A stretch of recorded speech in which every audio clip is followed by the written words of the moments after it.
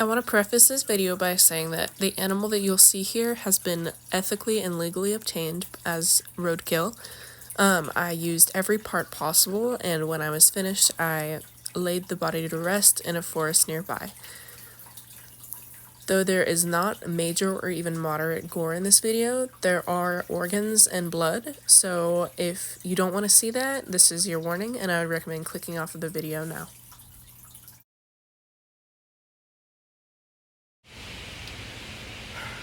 So this is actually a crazy video to be making, but I did want to walk people through, if you don't know how and you are interested in like animal organ preservation or like wet specimens, how to do that. This is a heart. It's a raccoon heart that I just took out of a raccoon that I found as roadkill.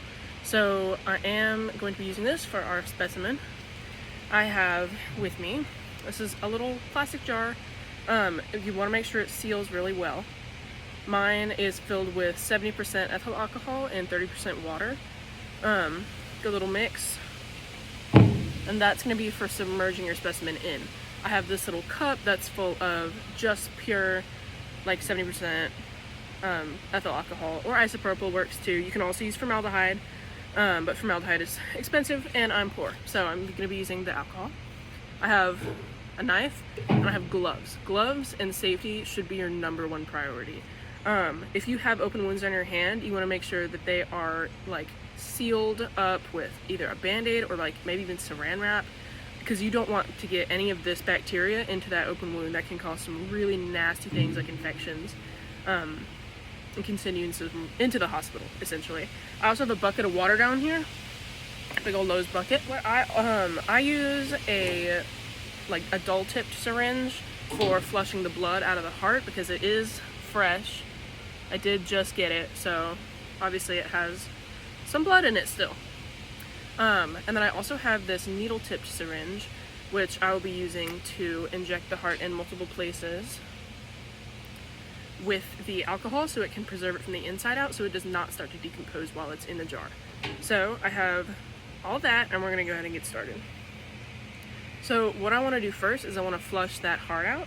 So I'm going to get this bucket, put it in my lap, and I am going to obviously get the heart.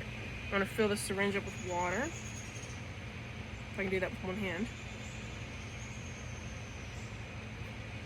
There. And I'm going to find this little, if you cut it, you should be able to, you cut like a T-shape, T down the abdomen and the top of the T across both the arms, and you should be able to break the ribs and pry it open, and there should be the heart kind of sitting there in the middle. It should be underneath the trachea and between the two lungs, which I will post like a picture or a video of how you can find the heart. So once you find it, obviously you're going to want to find this main vein that goes right there. I took an anatomy class and I can't remember what it's called, but you're going to want to find that, and you're going to want to put the syringe in there. Make sure it's in there good, and you're just going to want to push it with water. And once it's filled with water, you can dump it out and get some of that blood out. If you want to, you can also cut it open.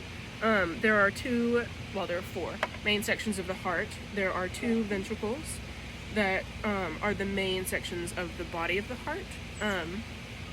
And those are what's going to be filled with the most blood. So if you want to cut it open, you totally can.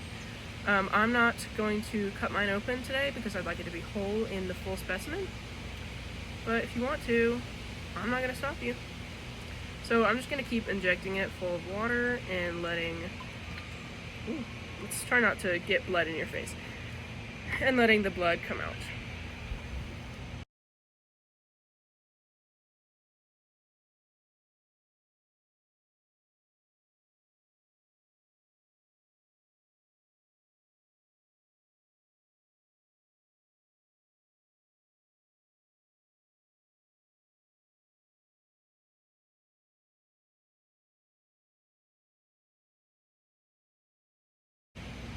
Oh!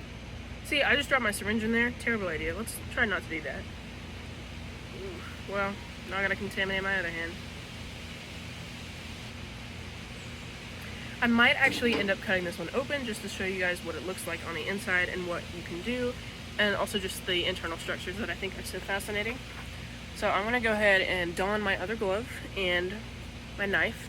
Okay, so for cutting the heart open, you're gonna want to cut, you're gonna want to cut along this edge and open it up like a clamshell. So I have a very sharp knife that I did cut myself with earlier when I was opening the raccoon up, and I'm gonna try to find the structures that I want. Let me see.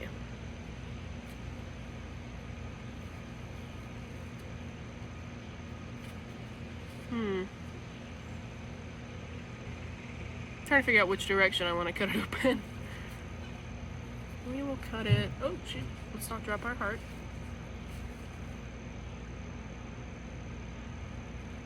I'm going to be cutting it open this way. There we go. Alright, so if you open up the heart like a clamshell, you can see there's different sections.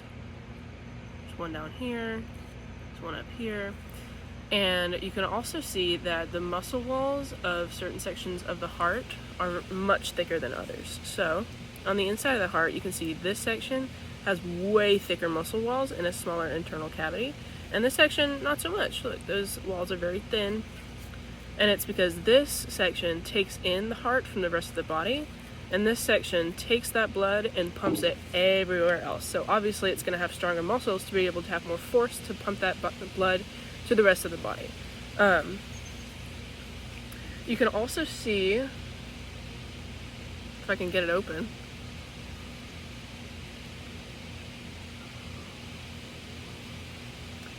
if you look in here, you can see some, if it'll focus,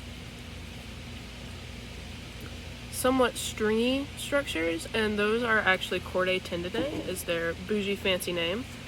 Here, and here you can see them a little better.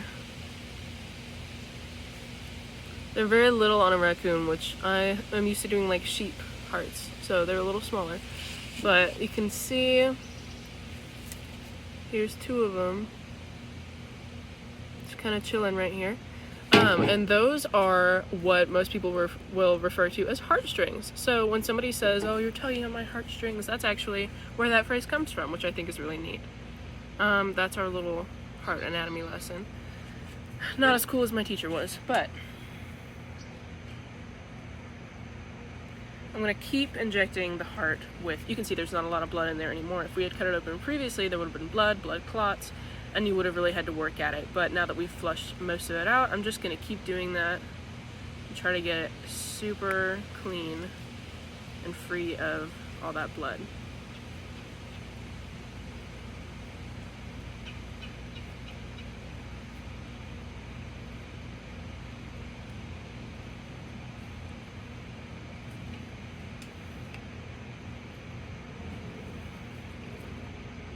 It's really neat if you pick one of the veins at the top, where the artery is, to go through, and you really get your syringe in there. Give me a second, I'm getting it. And you inject it with the water, you can see it comes out from the middle of the heart, because it's all connected. Who would have thunk it? But yeah, that is the raccoon heart. I am going to keep mine open in my wet specimen. There's a yellow jacket that really wants to eat it. Dude. Okay, go away. I'm going to keep my heart open. I said I wasn't going to cut it open, but I decided, screw it, why not? I already have one heart wet specimen that is not open, so I might as well just have another one. It's a fascinating structure, and we're very lucky to have it. Can you leave me alone? And our next step is to inject the heart with the fixative of your choice. I just got blood on my leg, and that's kind of gross.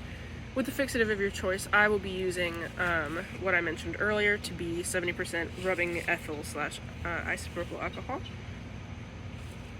And of course I have this needle syringe. You can easily find these on like Amazon. I found mine on Amazon. I found this, I found this little container on Amazon as well. you can find isopropyl alcohol at the grocery store. It's usually in the first aid section is where I found mine, because it's used as a really good disinfectant. So what I'm going to do is I'm going to give this heart a final rinse to get any dirt off the surface.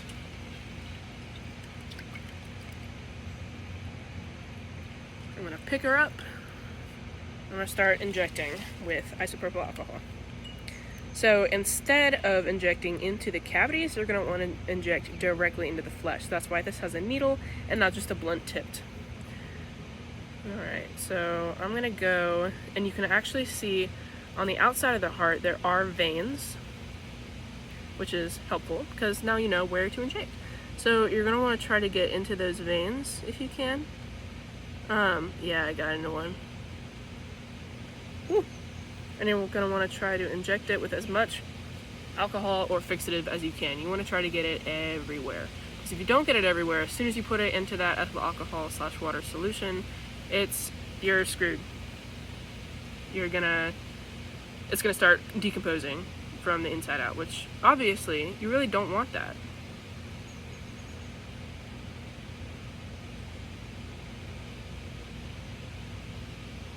It does keep jump scaring me because if it fills up where I'm injecting, it will squirt onto your face, which it's just alcohol, but it's kind of not great.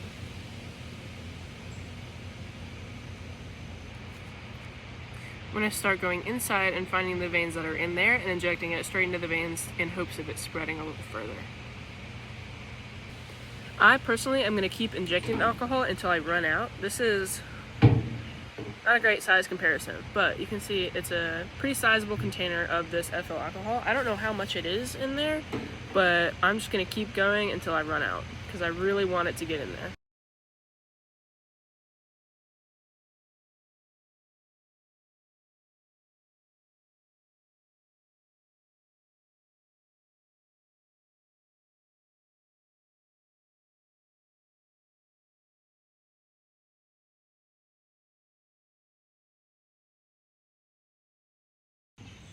Alright, so now the cup is empty, and you can see the heart, if you remember what it looked like before, is almost an entirely different color. It's a little pinker, it's a little grayer, it's a little less bright blue and bright red. That's because the blood has already left, so the blood's gone. There's the inside again.